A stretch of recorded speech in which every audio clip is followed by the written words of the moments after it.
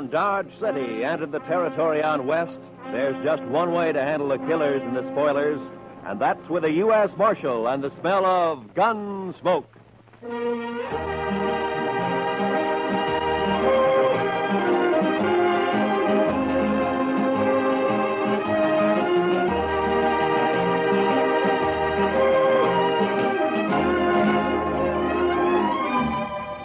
Gunsmoke, starring William Conrad.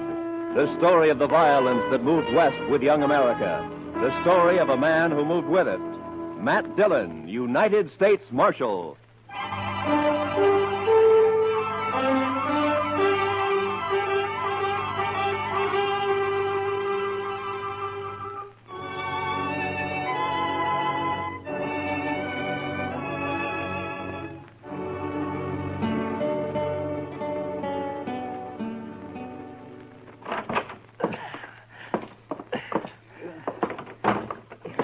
Is he heavy, Matt? Oh, somehow it was easier carrying him up to your office and back down, Doc.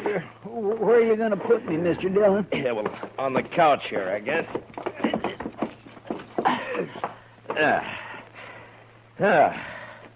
You be all right there, Chester? Oh, yes, sir. This'll be fine. Good. I'm sure sorry I'm so much trouble. Chester, next time, try to land on just one foot. Even if you break a leg. I know. A man's in a terrible fix when he sprains both ankles. He sure is, Doc. I don't know what I'm going to do. I know what you're going to do. You're going to stay right there on that couch, and you're going to sleep there, too. Maybe Doc and I'll bring you in something to eat every day or two. Oh, no. It's better than you deserve. I know. I've been saying over and over to myself, Chester, you fool, you. Well, the wages of sin, Chester. You were lucky to get off as easy as you did. The way I heard it. Come on, Chester. Tell us what really happened, huh? But I did tell you. I was looking out this second-story window, admiring the view, so to speak. And the next thing I knew, I fell. That's all right onto the street. He didn't say whose window, Chester. In Texas, Doctor, a gentleman don't mention such things. You ain't in Texas. Well, sometimes I wish I'd never left. Like now? Yes, like now. Many a reputation's been ruined by just such loose talk that you're making, Doc. Never mind Doc, Chester. He's jealous, that's all. Oh, jealous? Putting tracks in a man's yard? Not me. Not by a long shot. Why, no, sirree. Oh. Good morning, Marshal. Well, good morning, gentlemen. What can I do for you, gentlemen? Oh, there's Chester. Heard about you, Chester. I heard... Never mind what you heard, Torp. Chester just got thrown from a horse, that's all. Yeah. All right. What is it you want here, gentlemen? Yeah. All right, you tell him, Summers. Well, Marshal, it's about tomorrow night. Oh? So what about tomorrow night? Well, you know, it's the roundup. The sale season's over. There'll be 1,000 cowboys celebrating in Dodge. Well, they always do at the end of the season. What about it? Well, there's going to be more of them this year, and there'll be a lot of homesteaders in town, too. It's going to be worse than ever. Well, I expect that. There could be a lot of trouble, Marshal. Yeah, there could be, Summers. Just what is it you want? Well, we've talked it over, and we want you to get a lot of good, tough men together, maybe about 20 of them, and deputize them. That way, there won't be any trouble. Yeah. That's what you want, is it? Yes, we do. Look, Summers, my job's to keep the peace around here, and I'm going to do it, but I'll do it in my own way. Oh, I know, Marshal. Now, you but... turn 20 deputies loose in that crowd looking for trouble, and they're going to find it. As soon as the wild ones heard about it, they'd bunch up and shoot it out with every one of them. Why, it'd turn into the worst slaughter Dodge's ever seen. I think that's about the most fool idea I ever heard of. Yeah, no reason for you to talk like that, Marshal. I think it's a good idea. I sure don't want my place wrecked just 'cause you're mule-headed. You're a gambler, Torp. So you can take your chances along with everybody else. Now, if you don't want that, then close your place up tomorrow night. lose all that Texas money? That's not likely. Now, we're not all gamblers, Marshal. They can wreck my dry goods store just as fast as a gambling house once they get started. And it's up to you. That's right. It is up to me. And we're going to leave it that way. Then you won't do anything. I'll do everything I can. I don't know, Marshal. Look, Summers, I know you've got your doubts about me. That's natural. Some people think I'm too lax with Front Street. Some think I'm too severe. But that's the way of it in any town. If a peace officer does his job well, he pleases nobody. Marshal, we didn't come here for a lecture. What did you come for, Torp? Maybe you had in mind to help me pick out those deputies. Is that it? A matter of fact, I could, Marshal. Yeah, sure. In a couple of hours, yours would be the only tables open for play. No, that's not what It's been done before, Torp. Is that true, Torp? We're not going to take his word for anything, are you? I don't know. But anyway, he won't listen to us, so it's his responsibility. Come on, men, let's get out of here. I hope you can handle it, Marshal. Goodbye, gentlemen.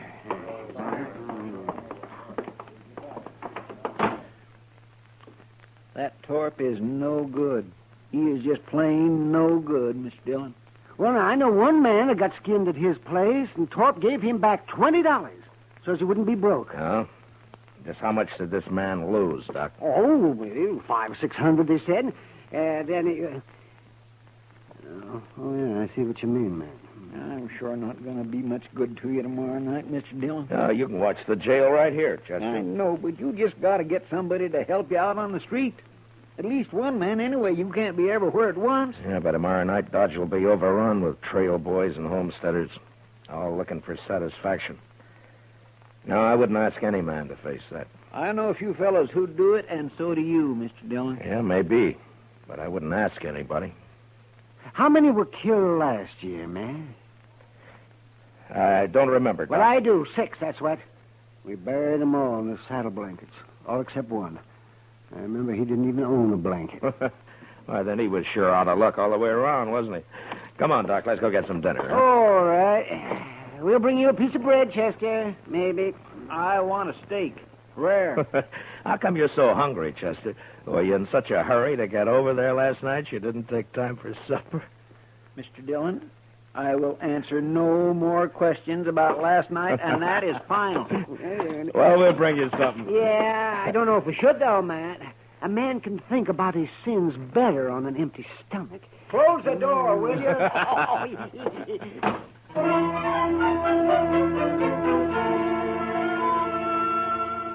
The next morning, I had Mr. Hightower print up some signs for me, with a few rules that I made up for the roundup. They were fair and reasonable, and I hoped they'd be accepted without question. The principal restrictions were that there was to be no shooting and no reckless riding in the streets. That afternoon, I went from saloon to saloon and left a sign at each one. The Texas Trail was my last stop, and there I sat down with Kitty for a short beer. Town's beginning to fill up, Matt. Yeah, it'll be swamped to the dashboard by dark. You, expect trouble tonight? I always expect trouble, Kitty. Yeah, I know. Matt, I heard something. Yeah? I heard Torp and a few of his men cut cards last night. So? I don't know who it came out for, but Low Man is supposed to kill you. Oh. When? Tonight, I suppose. Why's Torp after you, Matt? Torp says he wants an open town, Kitty. But what he's really after is somebody who'll close down every game but his. Who's this, Matt? What? Rough-looking traveler headed this way. What? Well, I'll be. Why, it's Zell Matlock. Zell! You old badger. How are you? Zell, it's been a long time. Hey, a long time. Here, man. come on over here. Sit down. Sure. I'd like for you to meet Kitty. Kitty, this is Zell Matlock. This is Kitty. Glad to know you, ma'am. Just rode into Dodge an hour ago. It's your first time in it, Zell. Hey, would you like a beer? Don't mind. Good. I aimed to get drunk tonight, but before I got started, I thought I'd look up the peace officer and shoot him. I'd be sure to tangle with him before the night's out. I always figure it's safer to do it sober. So He half means that, Kitty. so I asked around and found out the man's name is Matt Dillon, United States Marshal. I've seen it all now.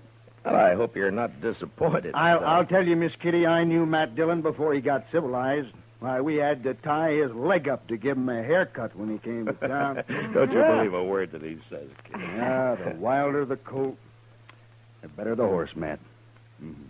But you was all right. The only trouble with you was that fool honest streak you always had.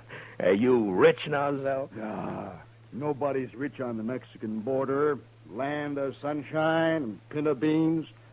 Now, I hired out to a general over in Chihuahua 3 years ago. I lost 20 pounds and was lucky to get back at all. Well, haven't you learned to stay out of Mexico yet? No, I met the man he wanted me to shoot and turned out to be a better fellow than the general. So I told him I'd been hired to kill him and then rode for the border. The general lost 3 soldiers who tried to stop me from swimming the Rio Bravo. You must be pretty handy with a gun, Zell. Yeah, just fair, ma'am. But when I take my gun out, I go right ahead and use it.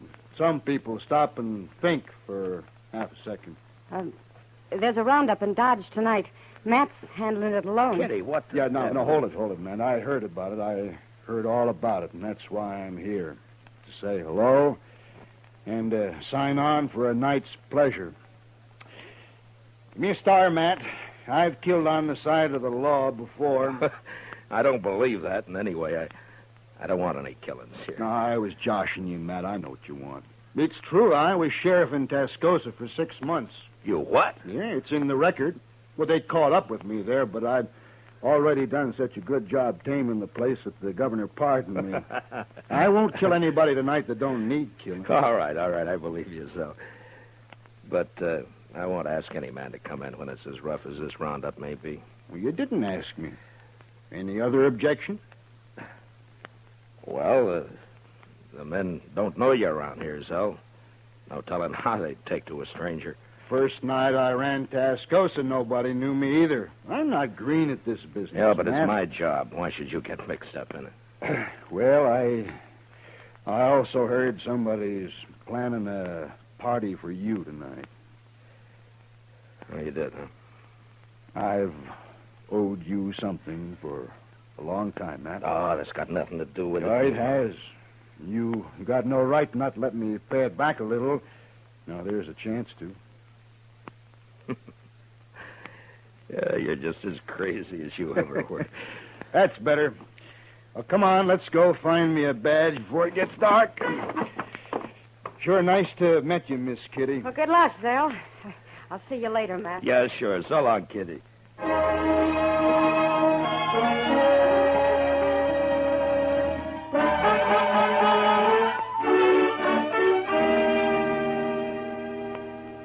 You sure been a long time coming to Dodge, Mr. Matlock. What do you mean, Chester? Well, I've heard Mr. Dillon mention you a lot, but the way he talked, I wasn't never sure you were still alive. Oh. Well, I was never sure either, Chester. You know, Zell isn't the most cautious man I ever knew. You think being a U.S. Marshal isn't asking for an early grave, man? Oh, maybe. But at least it's a way to do some good before you die. Whether folks think so or not. You know, men like Torp, that's all. Oh, no, Chester. Even good men have got a strange twist that makes them suspect any man paid to handle the bad element. Hey, you just can't help thinking that some of its dirt is rubbed off on him. And I never thought about that before, Matt. Sure how it was in Tascosa. They wanted me there all right, but they wanted me to keep my distance, too. It makes a man kind of lonely. They just don't know what's good for him, that's all. Instead of a real lawman, they'd rather hire some killer with a lot of notches carved on his gun. Well, there are plenty of them around. You sure are. Bragging kind. I never did like a man who has to notch his gun to keep his courage up. Yeah. My goodness, look yonder. The street's about full already and it isn't even dark yet. Yeah. Zell, give me a hand here, will you? We'll move Chester's couch away from the window there. All right. There, that should do it. Yeah, you'll be safer here, Chester, in case somebody gets it in mind to shoot up the jail. Thank you, Mr. Dillon. I can watch both doors from here. Just hand me my gun belt, if you will. Oh, yeah. There you are. Well, come on, Zell. Chester, I'll get somebody at the Dodge House to fetch you up some supper, huh? Thank you, sir. And good luck, both of you. So long, I Chester. see you, Chester. Now, how will we work it, Matt? I tell you, Zell, you take this side of the street. I'm going up to the Dodge House, and then I'll be on the other side somewhere. All right. Oh, say, you mind if I go back later and get that Spencer carbine of yours? Make a mighty handy club if I don't have to use it any other way. Sure, Sal. Who they got there? That fella on their shoulders. Oh, that's Mr. Hightower. He runs the printing press here. Shall we stop it? Oh, no. They're just carrying him into the Longhorn to make him stand some drinks. Oh. They like Hightower. They won't hurt him. Well, I guess that sort of officially opens this here roundup, huh? Yeah, I guess it does. Well, I'll leave you here, Zell. Yeah, sure. Sure, man. And, Zell, I want to thank you for what you're doing tonight. I ain't done nothing yet, but I'll do plenty if someone shoots you in the back. I can promise that. Yeah. Well, I'll see you later. Sure, Matt.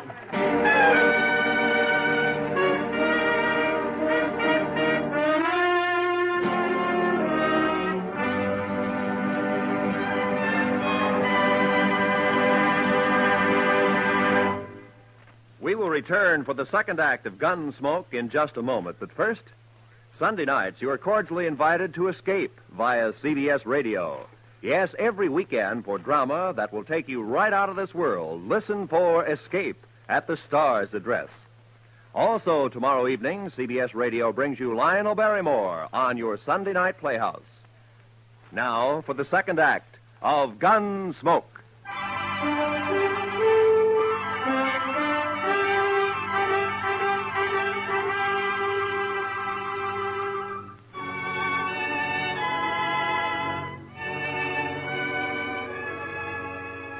When I came out of the Dodge House, Front Street was so full that if anybody had been shot, the crowd would have carried him along like one of the living.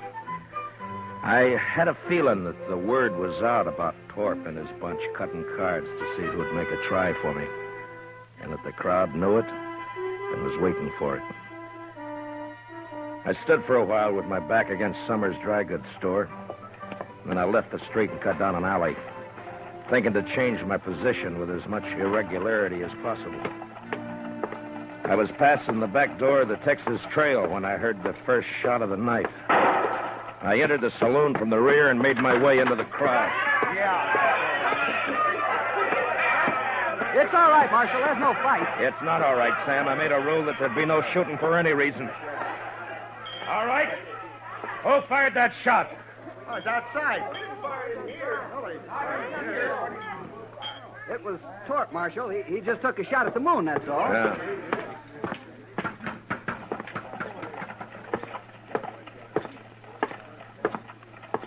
All right, Torp. Put the gun away and come over here. I'm bothering nobody, Marshal, excepting maybe you. Stand back, everybody. I said that's enough, Torp. No, it ain't, Dillon. This time I got the jump on you. You ain't pushing me no more. Torp's bullet just grazed my arm. Then I put one in his head and another in his chest. And at the same time, out of the corner of my eye, I saw a figure with a gun in each hand move out of the shadow of the alley and turn toward me on the boardwalk. And without really looking, I dropped him with one shot. And then I faced the crowd and waited for the next move. But for some reason, none came. Marshal, Yes, Summers. that man you just shot, Marshal. Torp got what he deserved. Yes, I know. It's the other one that So did he. Marshal, you'd better go take a look at that man. He's dying. Who is he? I don't know him, Marshal, but you do. What? He's wearing a star. No. No.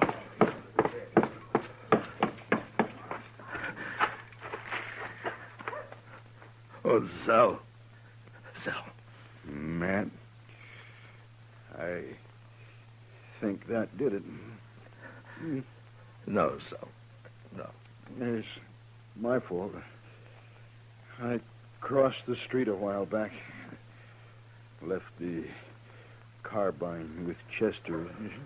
It's no fault of yours. Matt? Matt. How is he? Oh, goodness. No use, Doc. Thanks. Zell, I Now, listen. Listen to me, Matt. You did right. The only thing you could do. It was my fault. I shouldn't have crossed over and come up behind you. Anyway, Matt, I ain't been living on my own time ever since that day you pulled me out of the mob in Alamogordo. I never thanked you for that. Guess I never will now. Matt, so long.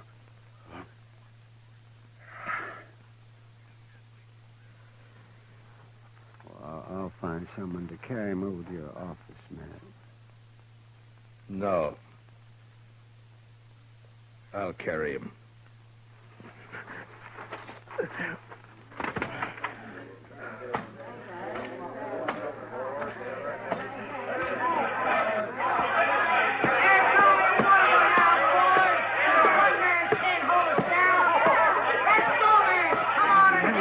Never mind them, Matt. They're just windbags.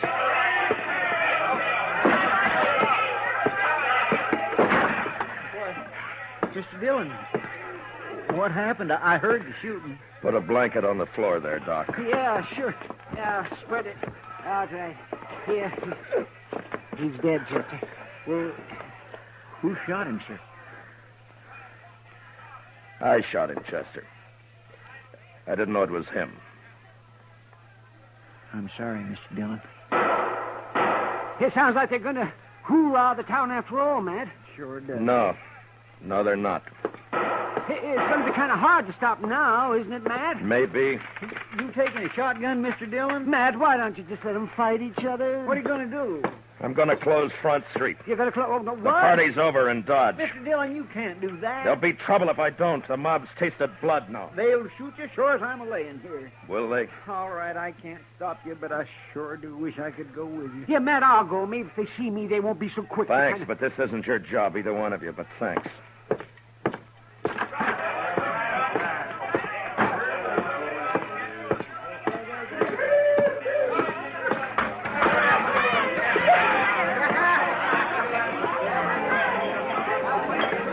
Sam, Yeah, Marshal? close up and turn out your lights. What? You heard me! Now listen to me! Front Street's closed. Now get out of here and go home, all of you. My home is in Texas, mister. If you ever had one. I ain't going home tonight. Not tonight, I ain't. Don't interfere, fella. You got no chips in this deal. I could buy in, mister. Now I'll use this shotgun for what it was meant on the next man. Well? All right, Sam, close it up. Yes, sir.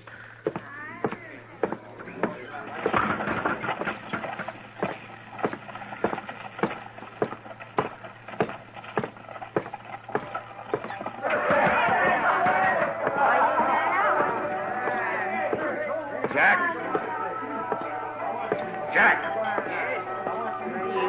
Marshal. the street's closed. Put out your lights. Huh? You heard me. Lock the place up. No, I ain't going to do it. Now, don't tell me what you're going to do. All right, boys. We're closing up.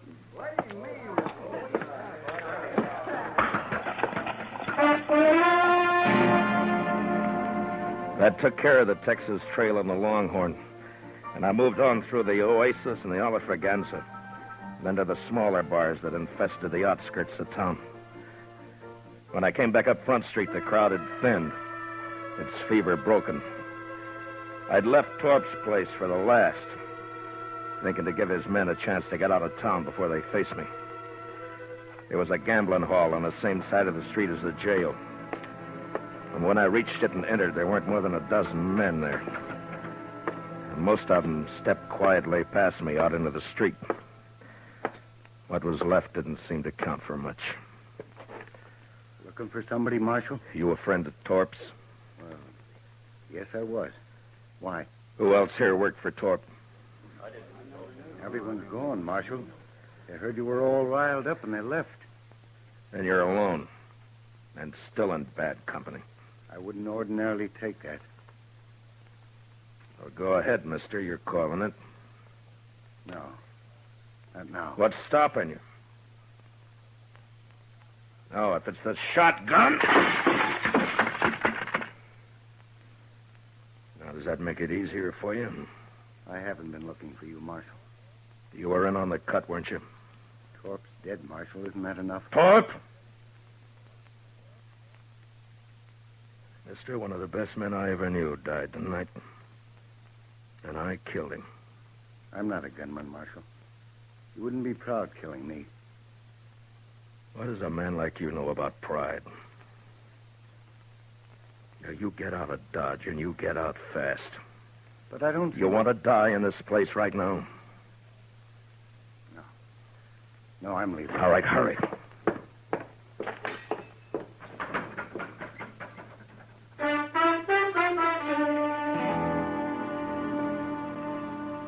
The rest of the night, I walked the dark, empty street alone. And just before dawn, I got a spring wagon and loaded Zell onto it. A couple of hours later, I buried him out by the Arkansas in a little grove of cottonwoods. Maybe I should have put a marker on his grave, but I didn't. What I did instead, I did partly out of scorn for the kind of men Zell said have to notch their guns to keep their courage up. And partly as a kind of a cross that I'd bear from now on. So instead of a marker on his grave, I took out my gun. And I cut a single notch on it.